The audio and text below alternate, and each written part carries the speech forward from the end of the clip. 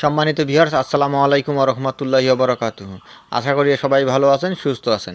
এই চ্যানেলে আরেকটি নতুন গুরুত্বপূর্ণ ভিডিওতে আপনাদের সবাইকে স্বাগতম। আজকে আলোচনা করব অবসর কল্যাণে শিক্ষার্থীদের দেয়া টাকা জমার ফের তাগিদ। বিস্তারিত থাকছে ভিডিওতে।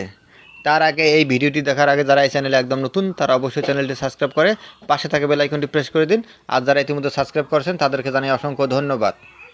অবসর কল্যাণে শিক্ষার্থীদের দেয়া টাকা জমার ফের তাগিদ। দৈনিক শিক্ষা .com প্রতিবেদক। বেসরকারি শিক্ষা প্রতিষ্ঠানের শিক্ষকদের অবসর সুবিধা ও কল্যাণ তহবিলে ভর্তির সময় শিক্ষার্থীদের দেয়া টাকা জমা দিতে ফের করা তাগাদা দিয়েছে মাধ্যমিক ও উচ্চশিক্ষা অধিদপ্তর। এ নিয়ে অন্তত 3বার তাগাদা দিল অধিদপ্তরটি। সর্বশেষ গত বুধবার মাধ্যমিক ও উচ্চশিক্ষা অধিদপ্তর নির্দেশনা জারি করেছে।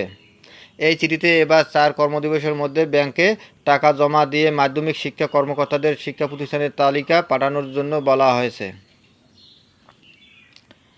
এর আগে 2022 খ্রিস্টাব্দে শিক্ষকদের অবসর সুবিধা ও কল্যাণ তহবিলে ঘাটতি মোকাবিলায় শিক্ষার্থীদের কাছ থেকে টাকা নেওয়ার নীতিগত সিদ্ধান্ত নেওয়া হয়।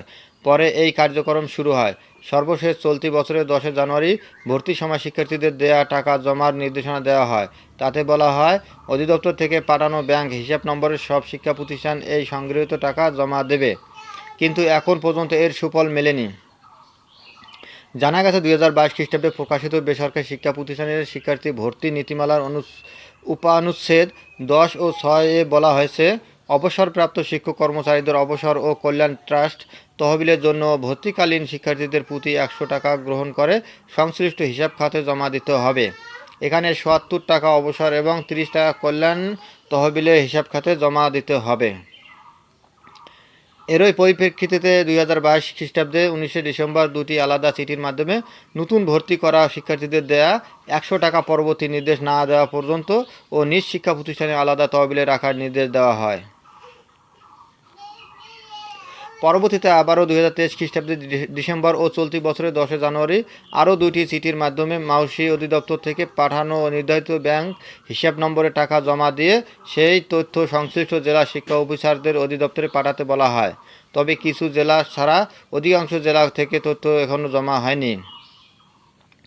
তাই মাউসি অধিদপ্তর বলেছে, শিক্ষা মন্ত্রণালয়ের ভর্তি নীতিমালার আলোকে নতুন ভর্তি করা শিক্ষার্থীদের কাছ থেকে সংগৃহীত টাকা উল্লেখিত হিসাব নম্বরে জমা দিয়ে সেই সম্পর্কিত তথ্য 4 কর্মদিবসের মধ্যে শিক্ষা প্রতিষ্ঠানের তালিকা পাঠাতে হবে।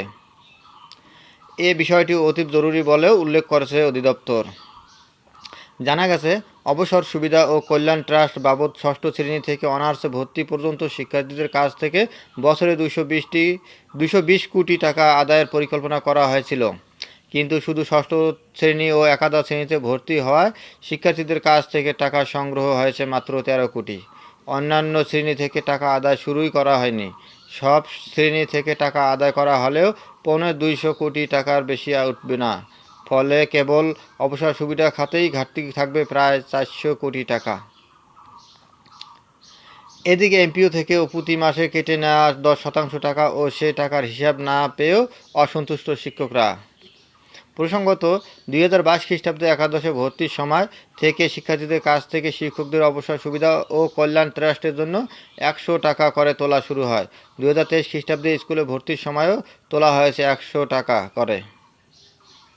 ধন্যবাদ জানিয়ে বিদায় নেওয়ার আগে আবারও অনুরোধ জানাই, যদি ভিডিওটি ভালো লাগে এবং নতুন নতুন আপডেট ভিডিও পেতে চান তাহলে অবশ্যই চ্যানেলটি সাবস্ক্রাইব করুন। ধন্যবাদ সবাইকে।